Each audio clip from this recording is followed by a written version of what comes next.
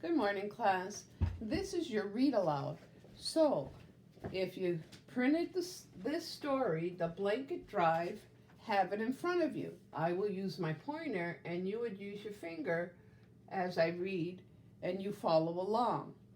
If you don't have it printed, then look on the website of Class Tag or on the district website and follow along with the reading. This way you can learn the words. So, let's begin. Let's do the vocabulary first. Brilliant means, very bright, or it can mean well done, brilliant, fantastic, depending on how they use it. Crew means a group of people. Crew. Hurricane. That's a big storm coming. It's worse than heavy rain. Lots and lots of wind, and it does damages to trees and houses and cars. Blankets, you know what that is in the wintertime. You sleep with a blanket to keep you warm.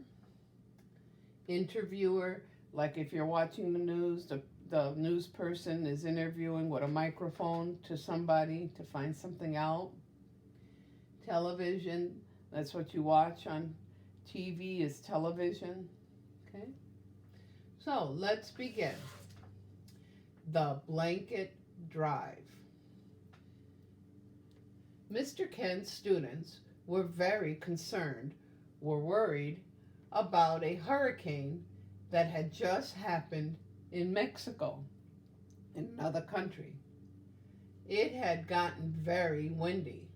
The wind blew trees over and damaged houses, ruined houses. After the wind, there was heavy rains. Houses and streets were flooded. That means lots of rainwater was above the ground. The class spoke about what it would be like in Mexico. They discussed, they talked, how the houses and all the things inside would be ruined, would be damaged. Ava said, "People will need clothes." "They'll need new blankets to keep warm," Melanie added. Here, they got the flooding, the water's way up to the car tops and up in the houses. "My sister has a ton of clothes. We should send those to Mexico," said Brent, thinking of how upset his sister would be to come home to an empty closet. Oh my gosh, he's going to try to take all his sister's clothes and donate them to Mexico. He had a good idea, but not all of it. "Brett, that's a great," said Ava. "It is," replied Brett, who didn't think he had ever said anything brilliant. "Yes, it is," exclaimed Ava with excitement. You, sister, Melanie, and I, and everyone else in the school can bring in our extra clothes and blankets to send to Mexico. We all have lots of stuff, and now they need some of it." "Let's do it," Melanie said. "Why, Mom has a whole closet full of blankets. We don't need that many." The classroom was buzzing. They were excited with chatter as the students talked to Mr. Kent about how they could collect clothes and blankets. Some kids were going to make signs, posters, that said, "Blanket Drive." Other kids were writing a newsletter, writing a notice in the school newspaper. Everyone was going to ask their friends and relatives for old clothes and blankets. Brett was put in charge of stacking putting one on top of the other clothes and blankets in the gym. Like that. Everyone was excited except Brett.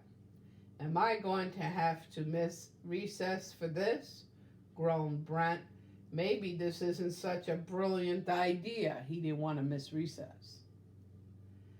All week long, students brought in clothes and blankets. News of the blanket drive spread, and people living all over the city brought in more clothes and blankets. Even Brett was surprised by how generous people were. Everyone in town was talking about the blanket drive. The local television station sent a camera crew to the school. The reporter wanted to know whose idea this was. They found Brent in the gym, behind 1,000 of blankets and pieces of clothing were stacked almost to the ceiling. The interviewer asked Brent, "This was a brilliant idea. You must be very proud of yourself for thinking of it." Brent looked at the mountain of clothes behind him and looked back at the camera. "No, it wasn't a brilliant idea," Brent said thoughtfully. "We had a lot of stuff, and those people in Mexico really needed some of it. We're just trying to help. It's simple." So instead of saying he had a brilliant idea, he's saying we're just trying to help. Okay? Now let's look at the exercises. Number 1, write a short answer to answer the questions. A, in what country was a hurricane? So you got to write the name of the country. That should be somewhere here. B, what did the kids collect? Blank and blank. Keep reading right in here. Always reread so you can find the right answer. C, where did they store all the items they collected? That would be right in here. What was the name of the teacher? That would be right in here as well. Now we're at true, T for true, F for false. Circle the right answer. So you're going to read it, find that in the story. If you don't find it in the story, you would circle F. If you find it in the story, you would circle T. Always reread your story. So, it didn't rain during the hurricane. True for T, false for F. Students thought the blanket drive was a brilliant idea. T for true, F for false. People from all over the city made donations. T for true, F for false. Brett's sister donated all of the clothes. T for true, F for false. Let's look at number 3. Can you think of 2 other things the hurricane victims might need? Now remember, water got in their house and damaged everything in the house. So think of 2 other things that they might need besides clothes and blankets. And write it with a capital, put a period. Write it with a capital, put a period. Until next time, happy reading and writing. See you. Bye-bye.